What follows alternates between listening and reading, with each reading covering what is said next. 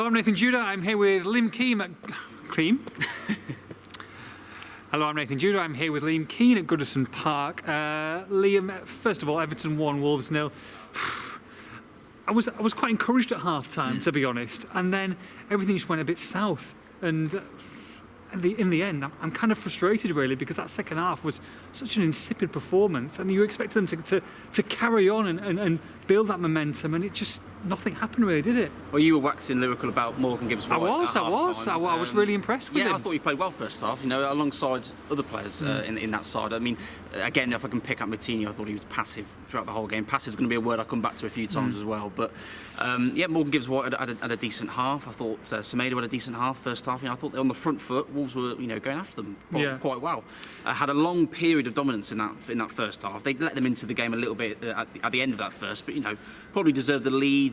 Bare minimum 0-0 was fair enough. I mean, look, 7,500 Everton fans here. They really want to get it going before kick-off, and I thought that they silenced They handled it well, didn't they? Yeah, They handled the occasion because there was an atmosphere. There was, the Everton fans were getting behind their team, and they couldn't quite get out their half of points. Everton and Pickford basically kept Everton in. Yeah, exactly. A couple of really good saves. Adama save. There was another one as well, wasn't there? Exactly. And so you want them to kick on in that second half. So what happened?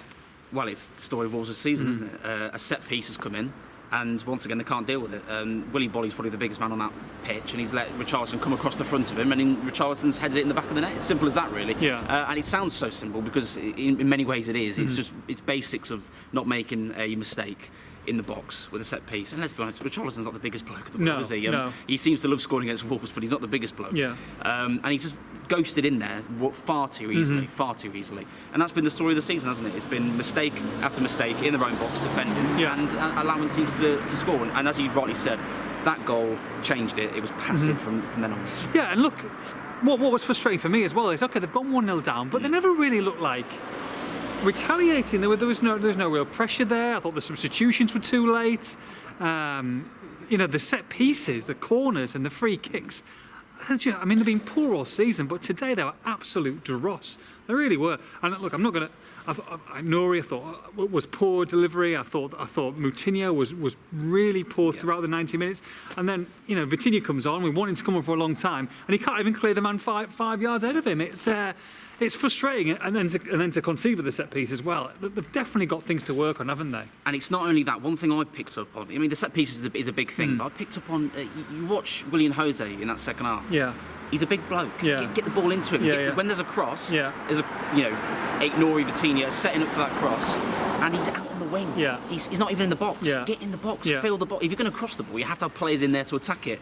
He wasn't there. Fabio Silva was forced out wide in terms of positioning, but he got into the box more than Jose did in that second half. It baffles me, really, when you've got a player that you have to play to his strengths. He's not going to race in behind and win balls in behind. He's not. To be honest, his holding up is okay. He gets the ball in. He's tidy enough in that area. But if he's that big, that play to his strengths, get the ball into the box and get in those areas to win it. He wasn't in those areas at all, and the Wolves had nothing in the second half. Got to take a gamble, and the trio was probably, for me, Wolves' best player tonight. Yep. He kept on taking players on, and there were 3, 4, 5 Everton players chasing it at times. With someone like that on your side that you're going to get some sort of delivery in the box, so take a gamble. Exactly. That's why take a gamble, and it's very frustrating. But look, Nuno said he was pleased with aspects of the performance, which I don't think some fans will particularly take to, but I thought the first half was positive. However, Liam, they're 12th, somehow still 12th in the table. So a win against Manchester United, and they should finish 12th, but they could finish as low as 15th. It's when you compare the last two seasons, 7th twice. It's a bit of a fall from grace, really, isn't it? You have to take into these mitigating circumstances. Take these into account. Injuries, of course, have been a massive thing. They had 2 weeks in between the two seasons, all these kind of things. But a lot of other clubs have had problems as well. I think I highlighted to you on the podcast. Leicester have had a lot of injuries this season, but they've got a squad behind them to back themselves up. Wolves don't have that. They've got Podence, Neto out, Raul out, and all of a sudden they're scrambling for just enough players to fill the bench. They had 8 players rather than 9 on the bench today, and that says everything, doesn't it? When the under-23s weren't available because of the game the other night. So 12th is, it's something to aim for now, if that's a nice way of putting it. But it's not been good enough. A lot of things have made it difficult, but they've got lessons to learn from for next season for sure. Yeah, it could be £6 million difference between 12th and 15th. So that could buy a lot next season, whether it's in contracts or wages or transfer fees. So it's important. They'll be against a weaker Manchester United side, and we'll come on to that and preview that later on in the week. What I want to get to is, of course, there's a statement out on Raul Jimenez tonight. A positive statement. We're not going to see him this season, which I think. We kind of guessed, but what's the latest going forward for him and his rehabilitation to get him back on the pitch? Yeah, so pretty much what we expected, I think. Not going to play against United, which although there was a bit of hope earlier in the season that he would, it was fairly obvious at one point that he wasn't going to. So he won't play this game. He's going to step up his rehabilitation in terms of getting back to matches in July. He's been cleared now to start heading a football again, which is great news.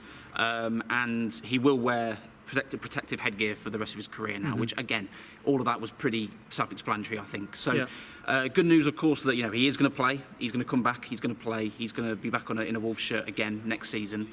But looking at the season starting in August, getting back to sort of match rehabilitation phase in July, he'll probably need a little bit of time to get into it, but. The message is that they want him to play a key part next season, and that's the good news that Wolves fans will be after. Sunday's game's a dead rubber, really, isn't it? Yeah, of course. Of course. So, although it would have been nice to have him back in front of 4,500 fans, getting back for next season, getting back fit, and getting back firing again. Unlikely to see him in the Olympics in Mexico then? Obviously that's in August. It seems that way, doesn't it? There was no mention of it there in the statement, but I'd be very surprised if you see him there. You'd imagine he'd want to play, of course. But would Wolves take the gamble? Probably not. And for my money, it's probably not worth it. Yeah, and like Nuno said, it's Wolves' decision whether he goes or not. So we shall see. But good news on Raul Jimenez. Disappointing news tonight. Everton 1, Wolves 0. For all the post-match reaction, make sure you log on to expressandstar.com.